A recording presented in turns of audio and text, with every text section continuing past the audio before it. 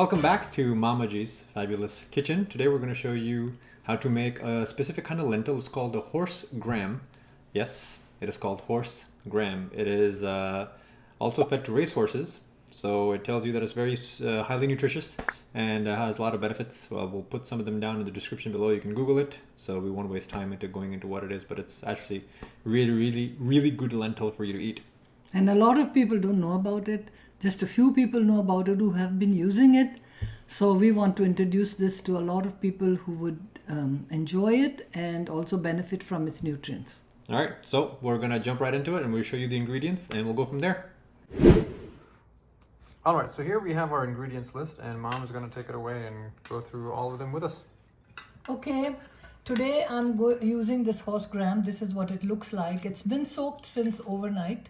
And you can get it at all desi stores. It's known as horse gram. And I'm going to cook it in coconut oil today. With coconut, it gives a really nice flavor.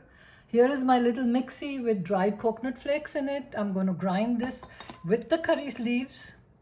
And then here we have some mango powder, dried mango powder, which is called amchur.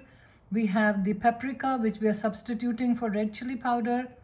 Then we have the cumin seeds, black pepper, turmeric powder, garam masala, which is made up of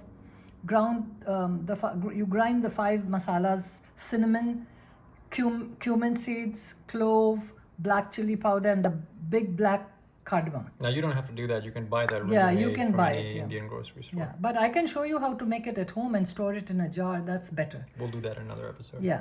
So here is the coriander powder, and here we have a little bit of ginger chopped up and ready to cook. All right, so that's it, right? Mm-hmm. Okay, we're gonna cut So to then- the cooking. Okay, so we have the horse gram in a pressure cooker. Now, as another point, you don't have to use a pressure cooker, but like with most lentils, it's better to use it only because it saves a lot of time in cooking them. You can boil it in a regular pot, but it will just take much longer. So we just recommend using pressure cookers because it makes the job a lot less time consuming.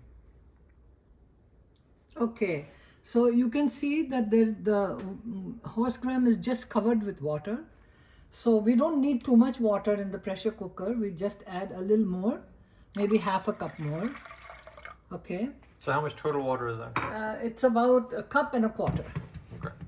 So I turn the stove on to high. And I'm sorry, I forgot to mention about salt. Everybody prefers their salt. Some use it, some don't. But I'm putting a small teaspoon of salt in, and You can add it to taste. you can add it according to your taste, yes. And now here I'm going to add these spices, which is turmeric and the paprika, the coriander powder,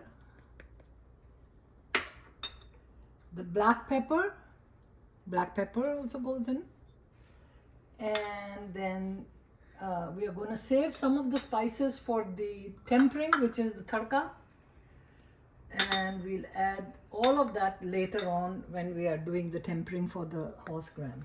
Anything else that goes in there right now? No, right now this is all that goes in there, and we are going to stir it up.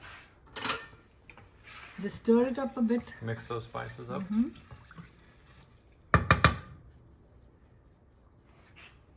Anything else?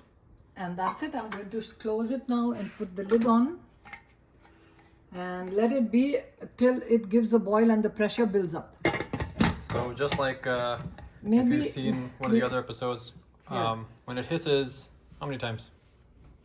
about 4 times. So Okay. it's going to take a good 10 minutes to come to that, 10-12 minutes to come to that stage. So a lot of you don't have these old school type pressure cookers. You have an Instant Pot or something similar. You can use that just as well. And it would be similar in terms of time.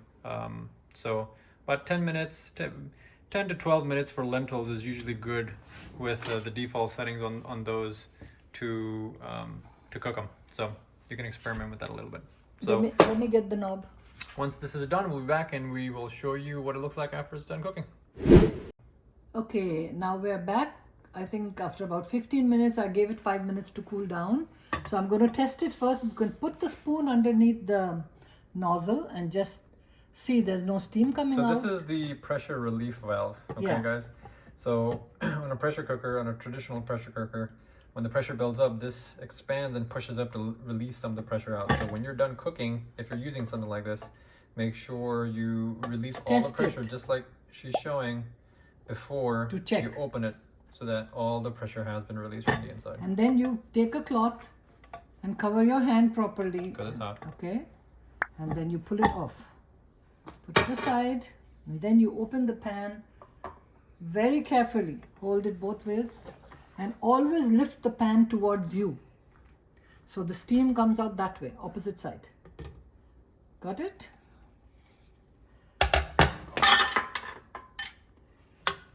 Now see, we still have some water in here, but because I'm going to do the tempering, the tarka, so we need that little water to cook and blend all the spices together with the dal.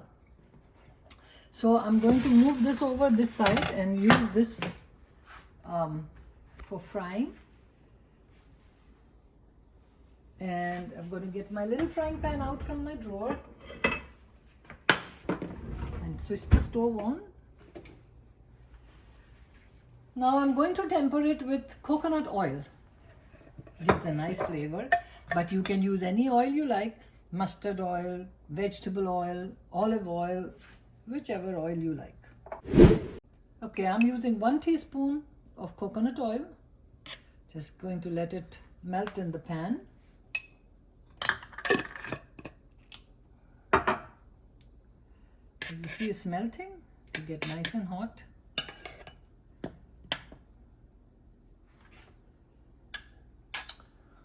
In the meantime, in my mixie, the coconut flakes are there. I'm adding the curry patta, and I'm adding the curry leaves and the cumin seeds. Okay, and I'm going to put this in the mixie and mix it up. Excuse me, my lid is here.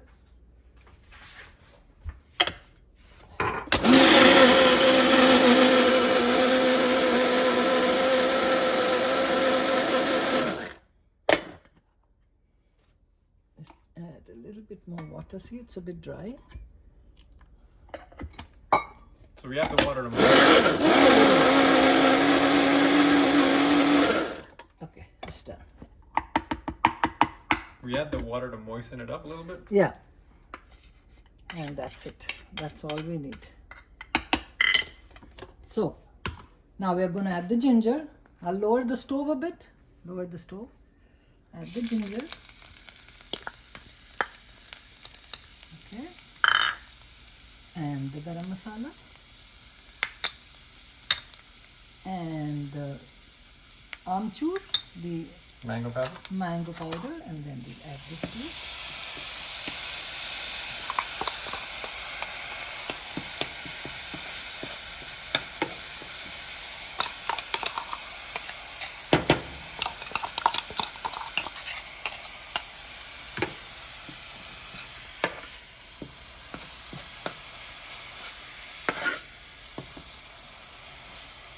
If you want to put a little more oil, you can do so, but for the amount of dal we have, I think it's enough.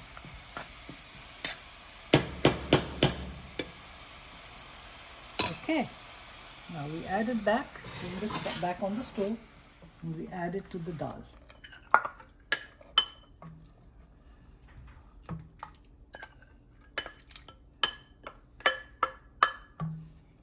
And now we let it cook a little bit till the water is reduced and these flavors are all absorbed into the dal. So we just turn it on what, high or medium high? I'll put it on high, so just to dry the water up, just for a few minutes. I'll come check it again. You have to check it. When you put it on high, make sure you check it every few minutes to stir it, just so that it doesn't burn a little bit on the bottom. Yeah, it doesn't touch. So we're going to wait for this to start reducing, and we'll be right back. Okay, now the dal is ready. The liquid has all dried up. And if you want to keep it a little gravy-like, so you can leave a little bit of water in it.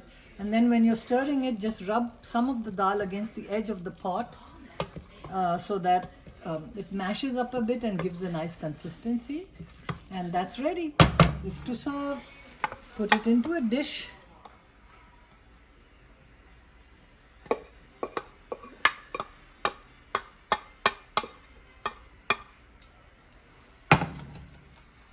And garnish it with some cilantro, make it look pretty. And it's ready to serve with roti, or you can have it with rice if you like. The choice is yours. So that was the recipe for horse gram, the dal that we have just finished cooking. I hope you all enjoyed it. I hope you liked the video and give me a thumbs up. All right, so we'll see you the next time, and stay tuned for more tasty recipes from Mama G's Fabulous Kitchen. Thank you. Bye.